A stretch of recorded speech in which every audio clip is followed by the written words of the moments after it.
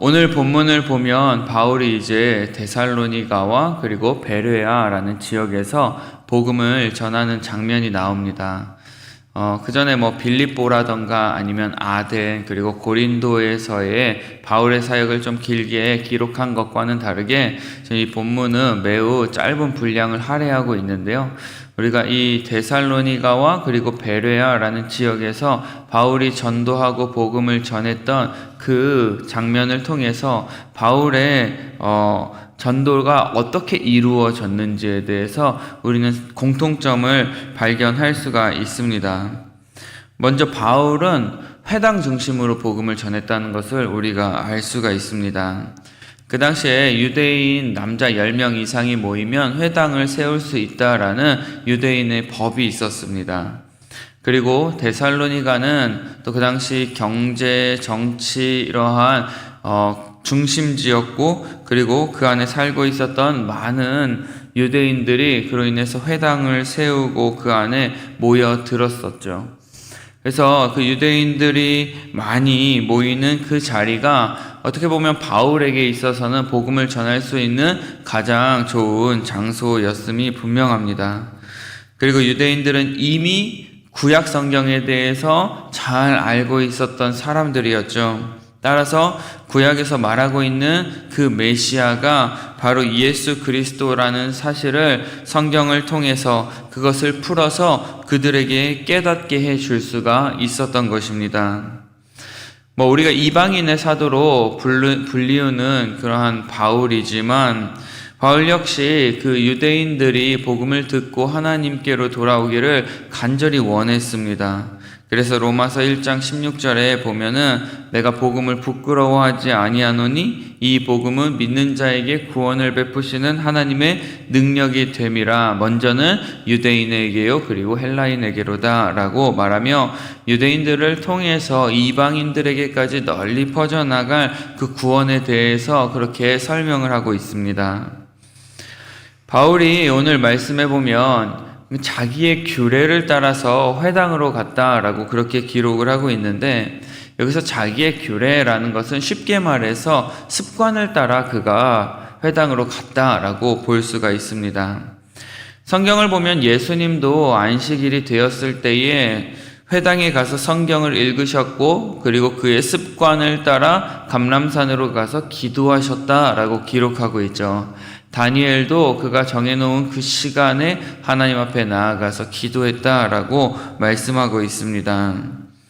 유대인들이 회당에 모여서 이렇게 말씀을 연구하고 그리고 그것을 나누는 것은 그들 모두의 규례였습니다. 모두가 그렇게 하는 것이었죠. 그런데 바울은 지금 이것을 자기의 규례에 따라 했다라고 그렇게 기록을 하고 있는 것입니다. 그러니까 누가 시켜서 그 일을 한 것이 아니라 자기 자신이 스스로가 그 일을 해야겠다라고 결단하고 그것을 습관과 같이 행했을 때에 사용하는 표현입니다. 그러니까 모두의 관례가 아닌 이제 그 유대인의 회당에 가는 것, 그것을 자기가 복음 전파하는 데 있어서 스스로의 규례를 삼고 스스로를 그것을 습관화하여 그곳에 이르렀다라는 것을 말하고 있는 것이죠. 그러니까 우리가 이런 거예요. 새벽 예배가 우리가 6시에 있는데 이 6시에 교회에 와서 우리가 함께 새벽 예배를 드리는 것, 혹은 수요 예배를 드리고 주일 예배를 드리는 이 모든 것들은 어떻게 보면 우리 모두의 규례입니다. 우리가 교회에서 공식적으로 정하고 모두가 함께 와서 하는 시간이죠. 근데 이것을 우리는 자신의 규례로 삼아야 된다라는 것입니다. 그러니까 다른 사람들이 다 하니까 나의 체면에 따라서 이렇게 하는 것이 아니라 나와 하나님과의 관계를 위해서 내가 스스로 그것을 나의 규례로 삼고 그 일을 행하는 것, 그것이 우리에게 필요하다라는 사실이죠. 바울은 겉으로 보기에는 유대인으로서 당연히 행해야 할 이 규례를 따르면서 더 나아가서는 그것을 자기 자신의 규례로 삼아 조금 더 효과적으로 복음을 전하기 위한 그 기회로 삼았던 것이죠. 이처럼 하나님과의 그 개인적인 관계를 위해서 그리고 또한 복음 전파를 위해서 내가 의지적으로 지키고자 하는 그 정해놓은 관례, 그것들이 우리 가운데 좀 있기를 원합니다. 그래서 여러분들이 하나님과의 그 깊은 관계를 위해서 내가 스스로 나 자신을 이렇게 복종시키고 나 스스로의 규례를 정해서 행하고자 하는 일들, 그 시간들, 그 노력들, 그것들이 우리 가운데 좀 있기를 원합니다. 내가 아무리 바빠도 내가 이 시간만큼은 하나님과의 교제의 시간으로 삼겠다. 이 시간만큼은 하나님 만나는 시간으로 삼겠다. 이 시간만큼은 내가 주님의 복음을 전하는데 사용해야겠다라는 그러한 스스로의 규례들이 우리 가운데 있기를 원합니다. 두 번째로 바울은 성경을 중심으로 복음을 전했다는 것을 우리가 알 수가 있습니다. 데살로니아에 가서 바울은 성경을 가지고 그것을 강론하고 그리고 또한 뜻을 풀어주었습니다. 여러분, 복음이라는 것은요, 내 어떠한 경험과 어떠한 내 체험을 이야기하고 내 간증을 말하는 것이 아닙니다. 전도라는 것도 우리가 사형리 같은 것을 달달 외워서 전하는 건 역시 아니죠. 혹은 우리가 교회를 자랑하거나 아니면 목사님을 자랑해서 사람들을 교회로 데리고 오는 건 그것도 아닙니다. 여러분, 전도라는 것, 그리고 복음을 전한다라는 것은요, 정확하게 말해서 성경의 뜻을 그들 가운데에 풀어주는 것을 이야기하는 것입니다. 성경이 말하는 것이 무엇인지에 대해서 사람들에게 정확하게 우리가 알려주는 것, 그것이 바로 복음을 전하는 것이죠. 여러분, 전도가 무엇입니까? 도를 전하는 거잖아요. 여기서의 도가 무엇이에요? 바로 성경이죠. 우리가 성경을 전하는 것입니다. 내가 읽고 듣고 묵상하고 그리고 기도한 것을 통해서 나에게 주신 그 하나님의 말씀, 그것을 우리가 믿고 그리고 내가 믿는 그것을 다른 사람들에게 전하는 것입니다. 그러니까 우리가 전도를 할 때 말씀 따로, 기도 따로, 전도 따로 하는 것이 아니라 우리가 성경을 읽고 말씀을 들으면 그 말씀을 아멘으로 받아들이고 그리고 우리가 믿는 그 말씀대로 우리는 이 시간 기도해야 할 것이며 그리고 또한 그 기도한 대로 우리가 세상에 나아가서 행하고 그것을 다른 사람들에게 전해주는 것입니다. 그러니까 오늘 우리가 들은 말씀이 있다면, 여러분 묵상했던 것이 있다면 그 말씀을 붙들고 기도를 하는 거예요. 그 말씀과 상관없이 맨날 똑같이 하나님 나에게 건강 주세요, 내 문제 해결해 주세요, 여러분 이런 기도 물론 우리가 할 수 있겠죠. 하지만 우리에게 있어서 더 필요한 것은 바로 오늘 나에게 주어진 하나님의 그 말씀, 그 말씀을 붙들고 기도하는 것입니다. 그리고 그 말씀대로 살아가는 것이고 그 말씀을 그대로 다른 사람들에게 전해주는 것, 그것이 바로 복음을 풀어주고 다른 사람들에게 복음을 전하는 것이 되어지는 거죠. 여러분, 바울은 성경을 가지고 강론했다라고 오늘 말씀에 이야기하고 있죠. 강론했다라는 것 역시 뜻을 풀어주는 것을 이야기하는 거예요.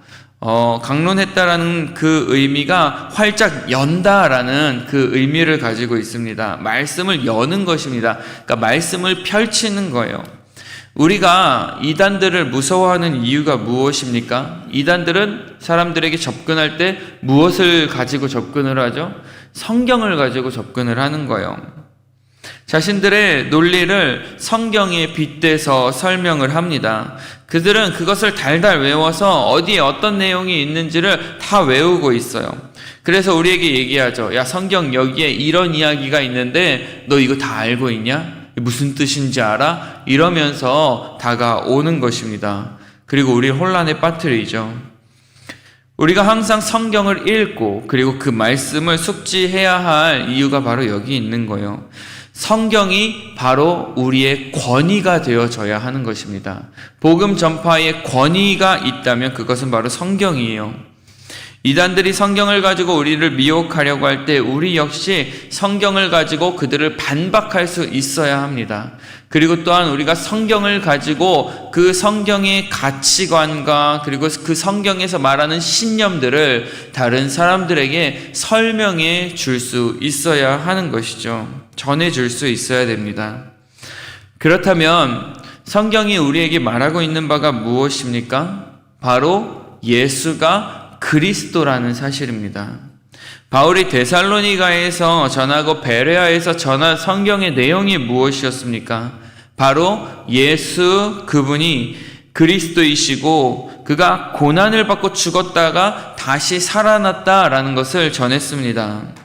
그분이 바로 구약 성경에서 말하고 있는, 그리고 그 당시 사람들이 그토록 애타게 기다리고 있던 메시아라는 사실, 여러분 이것을 증언하는 것입니다. 여기서 사용된 이 증언이라는 단어는 그 당시 이제 음식을 차린다라는 그런 의미를 가지고 있습니다.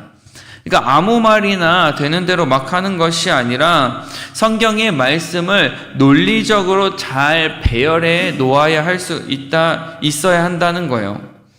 하나님이 누구신지, 그리고 인간의 존재는 무엇이고 왜 예수님이 이 땅에 오셔야만 했는지, 왜 그리고 죽으시고 다시 살아나셔야만 했는지에 대해서 잘 차려진 요리들처럼 구체적이고 선명하게 그들에게 설명해 줄 수 있어야 됩니다.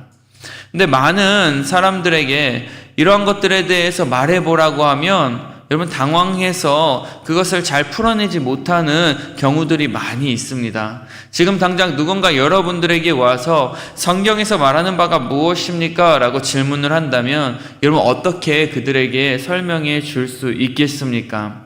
그들에게 말해야 할 것에 대해서 우리는 분명하게 준비해 두어야 할 필요가 있는 것입니다.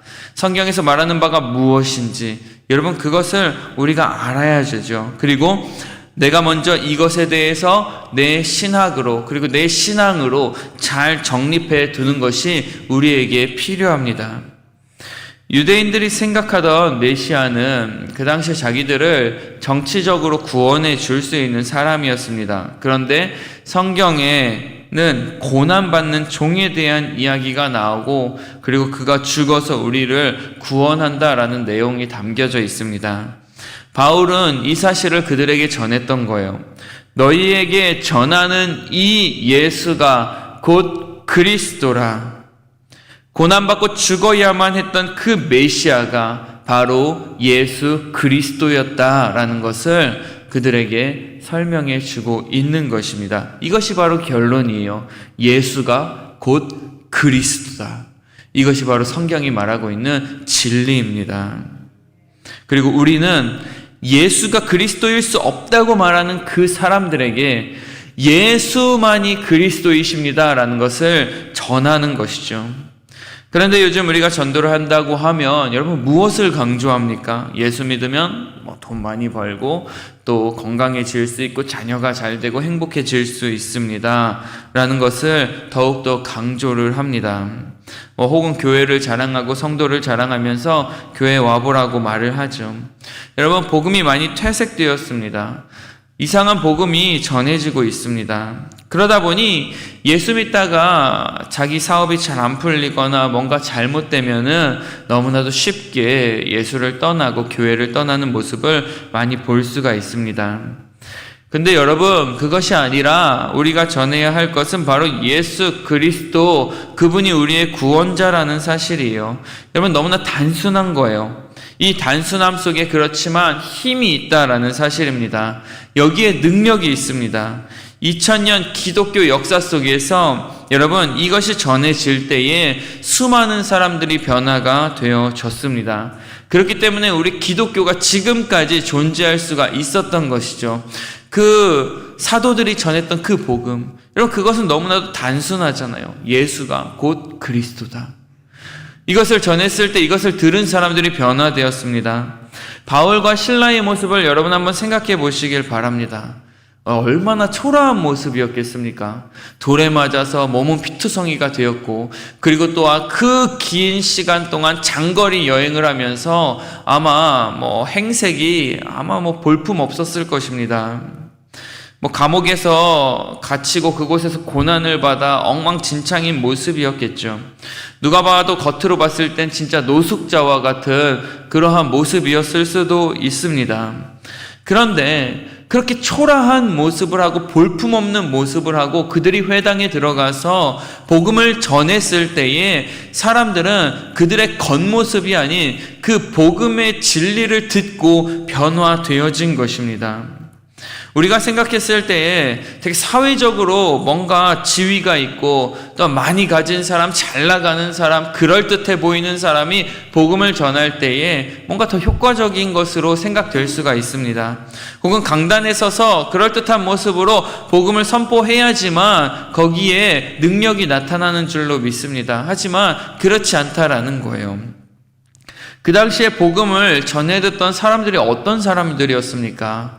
헬라인들은 여러분 그 당시 이성주의로 가득한 사람들, 그리고 합리주의 헬라 철학으로 가득 차 있었던 사람들이었는데, 그러한 사람들이 이 바울과 실라가 전하는 예수가 바로 메시아이고 예수가 바로 그리스도이십니다라는 이 단순하고 명료한 그 복음을 들었을 때에 그들은 바울과 실라를 따르게 되었고, 또한 베레아에서는 많은 사람들이 이것이 진짜인지 우리 확인해보자 라면서 매일매일 모여서 날마다 그 성경을 상고했다, 연구했다 라고 말하고 있는 것입니다. 여러분, 바울이 복음을 전했을 때에 두 종류의 사람들이 나타났었죠. 똑같이 복음을 전했음에도 불구하고 그 말씀을 듣고 그 말씀을 믿고 따랐던 사람들과, 반면에 오히려 그들을 더욱더 미워해서 박해하고 시기하고 질투했었던 사람들입니다. 그러면 이건 역시 하나님이 하시는 일이라는 거예요. 그렇기 때문에 우리가 할 일은 그저 담대하게 복음을 전파하는 일입니다. 우리가 어떻게 알겠습니까? 우리가 복음을 전파할 때에 이러한 종류의 사람들이 나타날 수 있어요. 어떤 사람들은 예수가 그리스도라는 사실을 전했을 때에 그것을 정말로 진심으로 믿고 받아들이는 사람이 있는 반면에, 혹 어떤 사람들은 우리가 그렇게 전도를 했을 때에 오히려 우리를 더 무시하고 핍박하고 박해하는 사람들이 나타날 수 있다라는 사실입니다. 그런데 우리가 그런 사람들이 무서워서 복음을 전하지 않으면 우리는 참된 그리스도인의 제자라고 할 수가 없겠죠. 우리는 그저 그 말씀을 전하는 거예요. 믿든지 아니 믿든지 우리는 정말 하나님이 우리에게 주신 그 복음의 진리를 붙들고 그 말씀을 담대하게 선포하는 것입니다. 우리가 그렇게 씨를 뿌리면 그 이후에 그 씨가 자라나게 하시는 분은 하나님이시죠. 그렇기 때문에 여러분, 정말로 우리가 그렇게 하나님이 주신 복음의 말씀을 우리가 먼저 믿고, 그리고 그 말씀을 담대하게 선포할 때에 일어나는 하나님의 놀라운 역사를 우리 모두가 경험할 수 있기를 원합니다. 그래서 우리의 삶 가운데 매일 우리 입술을 통해서 고백하는 한마디가 있다면 그것은 바로 예수는 그리스도이십니다. 예수는 우리의 구원자이십니다. 이것을 여러분 굳게 믿고, 그리고 이것들을 다른 사람들에게 전할 수 있는 저와 여러분들이 되기를 간절히 축복합니다. 우리 함께 기도하겠습니다.